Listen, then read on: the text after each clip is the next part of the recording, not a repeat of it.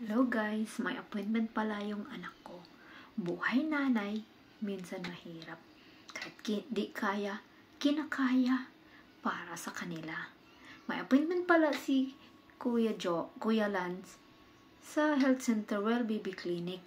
Pagkatapos ng online class ni Kuya Josh, mabilisan kami pumunta sa Health Center. Nag-Uber lang kami, mga 10 minutes.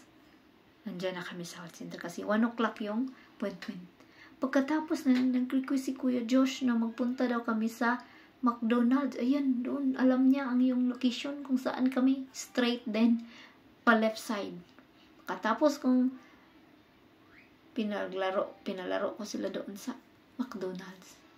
At namili din kami sa Family Food Center. Pagkatapos niyan, umuwi na kami.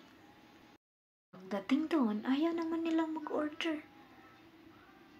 Donut daw. Kumain na naman sila sa bahay. Kaya di na lang kami nag-order. Tuwang-tuwa yan sila. Nakalabas. Nakalaro. Thank you for watching. Bye!